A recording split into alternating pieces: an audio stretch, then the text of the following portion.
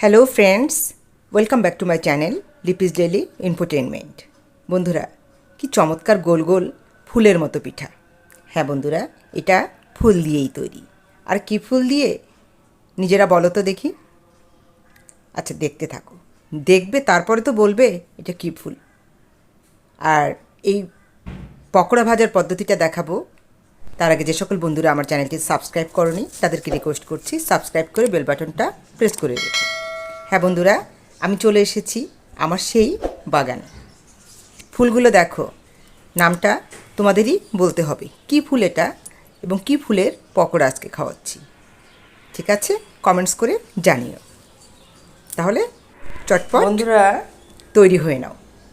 এই চমৎকার ফুলগুলো দেখো, একদম সদ্য গাছ থেকে তুলে আনা ফুল। দেখে বুঝতে পারছো নিশ্চয়ই যেগুলো চাল কুমড়ো ফুল। আজকে এই ফুলের পকোড়া করে খাবো।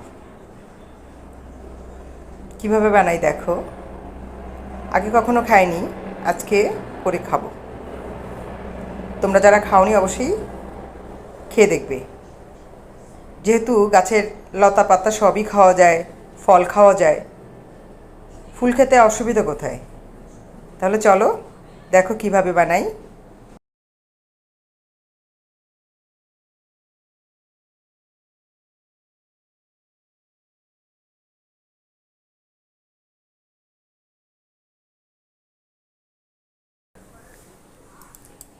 আমি আরও কিছু ফুল তুলে নিয়ে এসেছি, এগুলো এর সঙ্গে অ্যাড করে দেব। সাথে থাকো তাহলে। ফুলগুলো ছিঁড়ে নিচ্ছি।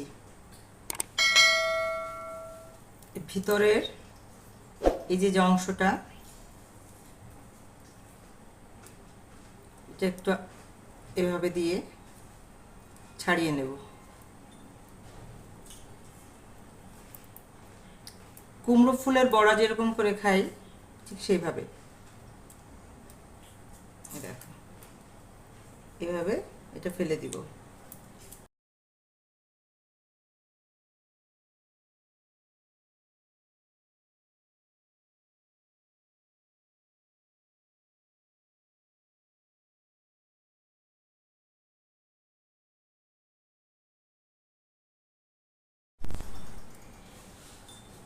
ছটা ফুল ছিল বন্ধুরা, সবগুলো এইভাবে ছাড়িয়ে নিয়েছি দেখো। আর হ্যাঁ দেখো, এই যে এখানে কিন্তু ছোট ছোট কালো কালো পোকা আছে, এগুলো কিন্তু পিঁপড়ার মতো মধু খায়। এগুলো ভালো করে দেখে ফেলে তারপরে এখন এটাকে ধুয়ে প্রসেসিং করব। ঠিক আছে, চমৎকার লাগছে দেখো বন্ধুরা। আমি কিন্তু এগুলো ধুয়ে নিয়েছি দেখো, এভাবে রেখে দিয়েছি। একটু অন্যভাবে করার চেষ্টা করছি, দেখি কি হয়। এবার বেটারটা করে নেব। এদিকে ফ্রাইং প্যান গরম হচ্ছে আর এদিকে বেটারটা তৈরি করছি। 1 চামচ বেসন আর 1 চামচ চালের গুঁড়ো নিয়ে নিয়েছি। জল দিয়ে দিব অল্প অল্প করে। এই বেটার বানানো সবাই জানো, তারপরও দেখিয়ে দিচ্ছি। শুধু বেসন দিয়েও করতে পারো, শুধু চালের গুঁড়ো দিয়েও করতে পারো। আমি বেসন এবং চালের গুঁড়ো মিক্স করে একসাথে করছি।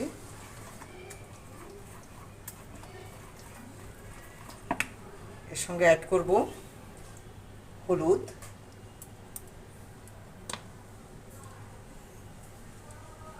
সামান্য লবণ, লাল লঙ্কার গুঁড়ো, ধনিয়া গুঁড়ো।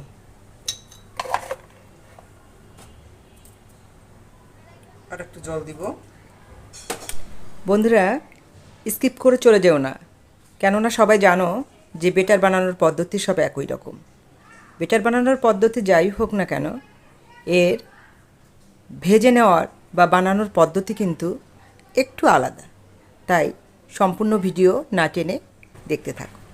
ঠিক আছে, কিছুক্ষণ রেস্টে রেখে দিলে ভালো হতো, কিন্তু আমি এখনই করে ফেলবো যাতে একটু বেশি ক্রিস্পি হয়। সেজন্য সামান্য একটু বেকিং সোডা দিয়ে দিচ্ছি। বেকিং সোডা কিন্তু ক্রিস্পি করে। বেকিং সোডার কিন্তু আরেকটা গুণ আছে বন্ধুরা, এটা কিন্তু খাবার ডাইজেস্ট করতে সহায়তা করে।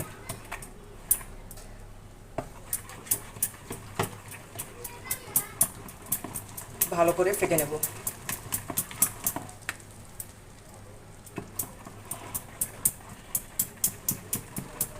ফ্যাটা যত ভালো হবে তত কিন্তু জিনিসটা ভালো হবে। ফ্রাইং প্যান অলরেডি গরম হয়ে গেছে। এবার তেল দিয়ে দিচ্ছি।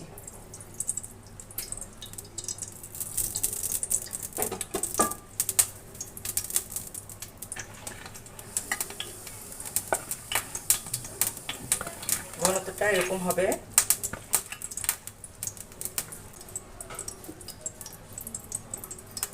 এবার দিয়ে দিচ্ছি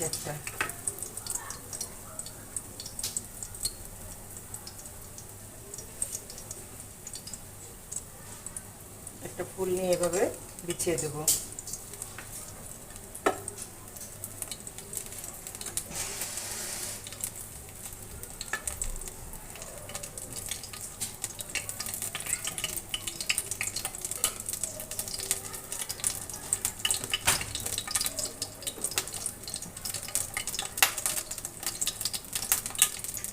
এবার উপর থেকে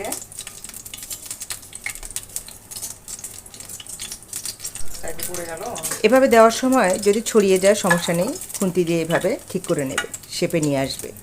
আর বন্ধুরা, আমার কাছে ফুল কম ছিল, যার কারণে একটা ফুল দিয়ে করেছি। তোমরা বেশি ফুল পেলে অবশ্যই বেশি ফুল দিয়ে করবে। মানে একটা ফুল বসাবে, তার উপরে আরেকটা ফুল বসাবে, আবার তার উপরে আরেকটা ফুল, এভাবে 2-3টা ফুল নিয়ে বসালে দেখবে মজাটা আরও বেশি পাবে। লো ফ্লেমে রেখে ভেজে নেব। ভয় পেয়ে যাচ্ছ? ভাবছো যে কিভাবে এত সময় ধরে একটা করে ক্রিস্পি করে ভাজবে? না বন্ধুরা, দেখতে থাকো, ক্রমশ প্রকাশ্য, খুব তাড়াতাড়িই হবে। তেলটা এক সাইডে নিয়ে তারপরে এভাবে দিয়ে দেব। একটু কুক হয়ে নেবে, তারপর আমি ফুলটা দেব, নাহলে কিন্তু ছড়িয়ে যাবে।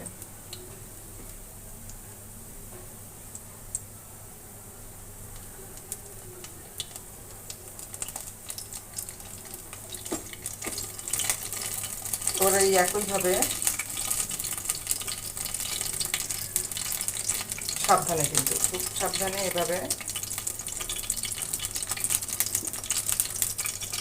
উপর থেকে যেদিকে চলে আসবে সেদিকে একটু কাজ করে দিলে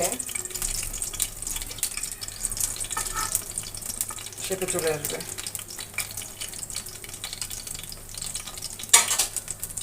একবার ভালো করে হলে তারপরে উল্টালে এটার বাইরে গড়িয়ে পড়ার ভয় থাকবে না।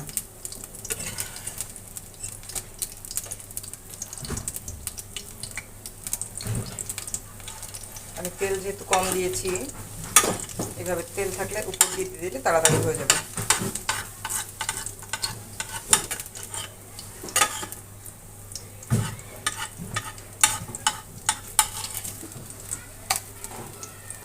এভাবে সরিয়ে দিচ্ছি। এবার আরেকটা দিচ্ছি।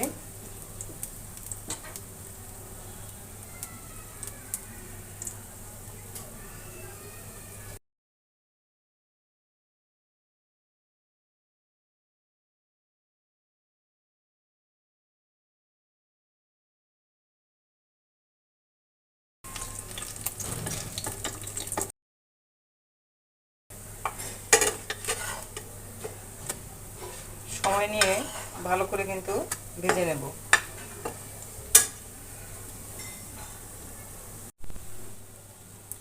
হয়ে গেছে বন্ধুরা, এখন নামিয়ে নেব। দেখো অনেকটা ব্রাউন কালার চলে এসেছে, ক্রিস্পি ভাব চলে এসেছে। যেহেতু তেল সুপ করে নিয়েছে, টিস্যুর উপর রেখে দিব, যাতে করে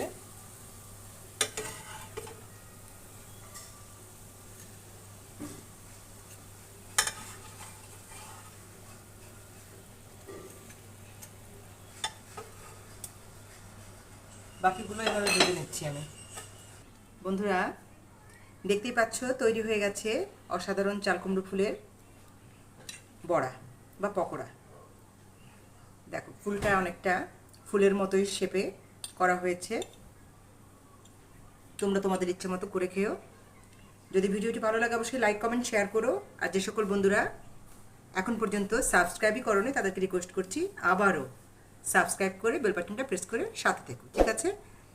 পরবর্তী পর্যায়ে আবার নতুন কোনো ভিডিও নিয়ে ঠিক সময় মতো তোমাদের কাছে চলে আসবো। সেই পর্যন্ত ভালো থেকো সবাই, টাটা।